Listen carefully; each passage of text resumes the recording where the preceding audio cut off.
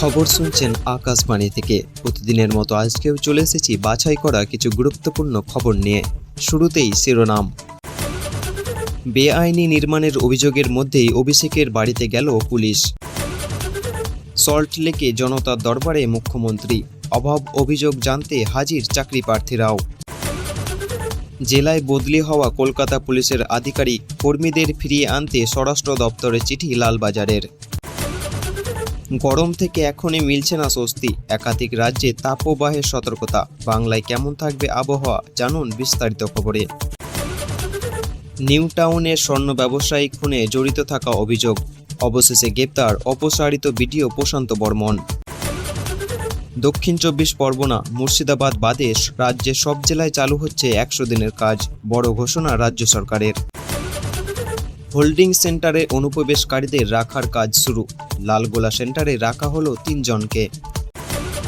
মুখ্যমন্ত্রীর প্রশাসনিক বৈঠকে কাকুলি, ছিলেন তৃণমূলের আরও 3 বিধায়ক, জোর জল্পনা। ঘুমিয়ে পড়েছিলেন চালক, উত্তরপ্রদেশে ভয়াবহ বাস দুর্ঘটনায় মৃত 6, আহত বহুজন। অত্যন্ত দুঃখজনক, অতীত থেকে কোনো শিক্ষা নেয়নি, নিট প্রশ্ন ফাঁস নিয়ে কেন্দ্রকে নোটিশ সুপ্রিম কোর্টের। বেঙ্গালুরুতে প্রধানমন্ত্রী সফরের পথে জেলেটিন স্টিক উদ্ধার, গাফিলতির অভিযোগে সাসপেন্ড 6 পুলিশ কর্মী।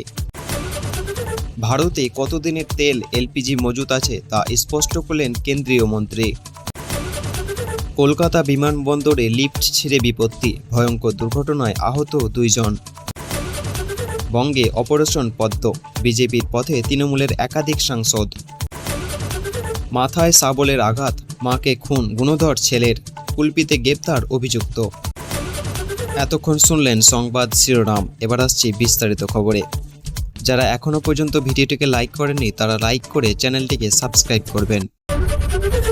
দেশ জুড়ে এখন আবহাওয়ার 2 ভিন্ন চেহারা। একদিকে উত্তর পশ্চিম ও মধ্য ভারতের বিস্তীর্ণ অঞ্চলে তাপপ্রবাহে নাজেহাল মানুষ, অন্যদিকে দক্ষিণ ও উত্তর পূর্ব ভারতের একাধিক এলাকায় ভারী থেকে অতি ভারী বৃষ্টির সম্ভাবনার কথা জানিয়েছে আবহাওয়া দপ্তর। আবহাওয়া দপ্তরের পূর্বাভাস অনুযায়ী মে মাসের শেষ পর্যন্ত উত্তর পশ্চিম ও মধ্য ভারতে বহু এলাকায় তীব্র গরমের দাপট বজায় থাকবে। আগামী কয়েকদিনেও স্বস্তি তেমন কোনো ইঙ্গিত নেই। মৌসুম ভবন জানিয়েছে 24 থেকে 29 মে পর্যন্ত উত্তর পশ্চিম এবং মধ্য ভারতে তীব্র তাপপ্রবাহ চলবে। সেই সঙ্গে তাপপ্রবাহের সতর্কতা জারি করা হয়েছে পূর্ব ভারতেও।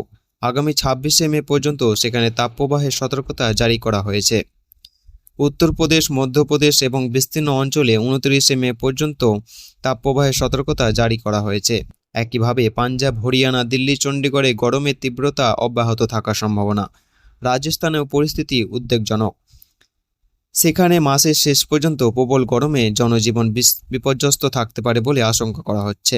গত কয়েকদিনে দেশের উত্তর ও মধ্য অংশে বহু জায়গায় তাপমাত্রা 45 থেকে 47 ডিগ্রির মধ্যে ঘোরাফেরা করছে, কোথাও কোথাও 48 ডিগ্রি ছুঁয়েছে।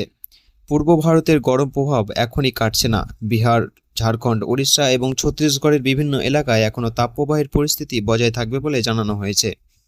24 মে পর্যন্ত গাঙ্গেয় পশ্চিমে ভাবসা গরম ও অস্বস্তিকর আবহাওয়া অব্যাহত থাকার পূর্বাভাস রয়েছে। তবে এর মধ্যে দেশের অন্য অংশে বর্ষার আগমনে সুখবর শোনালো আবহাওয়া দপ্তর।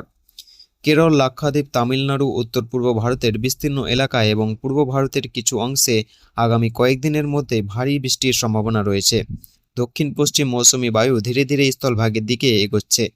আবহাওয়াবিদদের মতে মৌসুমি বায়ু অগ্রগতির পথে আপাতত কোনো বড় বাধা নেই, ফলে নির্ধারিত সময়ে কিছুটা আগে দেশে বর্ষার সূচনা হওয়ার সম্ভাবনা তৈরি হয়েছে। রাজ্যের একাধিক জনমুখী প্রকল্পের কথা ঘোষণা করেছে নতুন সরকার। এবার রাজ্যে চালু হচ্ছে 100 দিনের কাজ বা মহাত্মা গান্ধী জাতীয় গ্রামীণ কর্ম নিশ্চয়তা প্রকল্প। সোমবার প্রশাসনিক সদর দপ্তরে নবান্নে বিভিন্ন দপ্তরে শীর্ষ আধিকারিক এবং সচিবদের সঙ্গে একটি অত্যন্ত গুরুত্বপূর্ণ বৈঠক করেন মুখ্যমন্ত্রী শুভেন্দু অধিকারী। সেই বৈঠকে 100 দিনের কাজ চালু করার নির্দেশ দিয়েছেন তিনি, যদিও আপাতত বাদ থাকছে দক্ষিণ 24 পরগনা এবং মুর্শিদাবাদ জেলা। তবে বাকি জেলাগুলিতে দ্রুত এই প্রকল্প চালু করার নির্দেশ দিয়েছেন মুখ্যমন্ত্রী। ওই 2 জেলাকে আপাতত প্রকল্প থেকে বাদ দেওয়ার প্রসঙ্গ জানা গিয়েছে। সেখানে আগে সরকারের আমলে 100 দিনের কাজ সবচেয়ে বেশি দুর্নীতি হয়েছে। সেই কারণেই পুরোপুরি তদন্ত শেষে জেলা দুটিতে 100 দিনের কাজের প্রকল্প চালু করা হবে। আগে সরকারের আমলে ব্যাপক দুর্নীতির অভিযোগ উঠেছিল। বিশেষ করে আগের সরকারের আমলে 100 দিনের কাজের প্রকল্পে ভুয়ো জব কার্ড তৈরি করে এবং কাজ না করে কোটি কোটি টাকা আত্মসাতের মতো ব্যাপক দুর্নীতির অভিযোগ করেছিল কেন্দ্রীয় সরকার। সেই দুর্নীতির অভিযোগের ভিত্তিতে একসময় রাজ্য 100 দিনের কাজ প্রকল্পের টাকা বরাদ্দ সম্পূর্ণভাবে বন্ধ করে দেয় কেন্দ্র। গ্রামীণ অর্থনীতিতে এর ব্যাপক নেতিবাচক প্রভাব পড়ে। পরবর্তীতে 100 দিনের কাজের কেন্দ্রীয় বরাদ্দের বদলে রাজ্যের তৎকালীন তৃণমূল সরকার নিজস্ব তহবিলের মাধ্যমে কর্মশ্রী নামে একটি বিকল্পের প্রকল্প শুরু করেছিল। সেই কর্মশ্রী প্রকল্পে জব কার্ড হোল্ডারদের মূলত 50 থেকে 70 দিনের কাজ দেওয়া হতো। তবে এবার নতুন সরকারের ক্ষমতায় আসার পর পুনরায় কেন্দ্রীয় প্রকল্পের অধীনে 100 দিনের কাজ ফিরিয়ে আনার সিদ্ধান্ত নেওয়া হয়েছে, যা রাজ্যের গ্রামীণ শ্রমিকদের জন্য একটি বড় স্বস্তির খবর। রাজ্যে অনুপ্রবেশ রুখতে জিরো টলারেন্স নীতি নিয়েছে রাজ্য সরকার। ডিটেক্ট এবং রিপোর্ট নীতি কার্যকর করেছেন মুখ্যমন্ত্রী শুভেন্দু অধিকারী। এই 3টি নীতি কার্যকর হতেই মুখ্যমন্ত্রীর নির্দেশ বিভিন্ন জেলায় তৈরি হয়েছে হোল্ডিং সেন্টার। এবার হোল্ডিং সেন্টারে অনুপ্রবেশকারীদের রাখার কাজ শুরু হলো। মুর্শিদাবাদে হোল্ডিং সেন্টারে 3 জন সন্দেহভাজন অনুপ্রবেশকারীকে রাখা হয়েছে বলে প্রশাসনিক সূত্রে জানা গিয়েছে। মুর্শিদাবাদের লালগোলায় পদ্মা ভবনের 3 তলায় এই হোল্ডিং সেন্টার গড়ে তোলা হয়েছে। জানা গিয়েছে ভবনটি মূলত এলাকার মৎস্যজীবীদের থাকা এবং কাজের সুবিধাদের জন্য তৈরি করা হয়েছিল। নিচে তলায় এখনও মৎস্যজীবীদের থাকার ব্যবস্থা রয়েছে। দ্বিতীয় তলায় একটি ব্যাংক রয়েছে, আর তৃতীয় তলাটি এখন হোল্ডিং সেন্টার হিসাবে ব্যবহার করা হচ্ছে। স্থানীয় সূত্রে খবর, ভবনের বাইরে থেকে দেখা যাচ্ছে উপরতলা ঘরে আলো চলছে পাখাও। স্থানীয় সূত্রে খবর, সেখানে থাকা ব্যক্তিদের নিয়মিত খাবারও পৌঁছে দেওয়া হচ্ছে।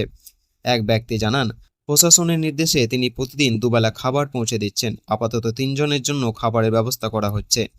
কতদিন তাদের রাখা হবে সে বিষয়ে এখনও নির্দিষ্টভাবে কিছু জানানো হয়নি বলেও তিনি জানান। হোল্ডিং সেন্টারের বাইরে কড়া নজরদারি ব্যবস্থা রাখা হয়েছে। ভবনের প্রবেশপথে তালা দেওয়া হয়েছে। বাইরে মোতায়েন রয়েছে নিরাপত্তারক্ষীরা।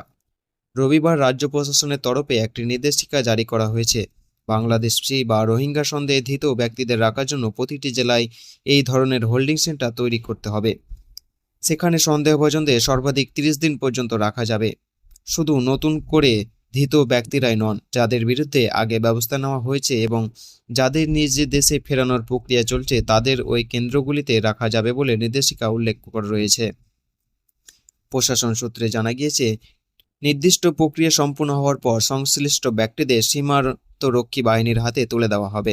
এরপর তাদের নিজ দেশে ফেরানোর প্রক্রিয়া সম্পন্ন করা হবে। শুধু মুর্শিদাবাদ নয়, বীরভূমেও একই ধরনের ব্যবস্থা করা হয়েছে বলে জানা গিয়েছে। সেখানেও একটি নির্দিষ্ট ভবনে হোল্ডিং সেন্টার তৈরি করা হয়েছে বলে খবর। ফলে এটা স্পষ্ট যে রাজ্যের একাধিক জেলা একই সঙ্গে এই নীতি কার্যকর করার কাজ দ্রুত এগোচ্ছে। এতক্ষণ শুনলেন বিস্তারিত সংবাদ। আজকের মতো সংবাদ এখানেই শেষ হলো। ধন্যবাদ।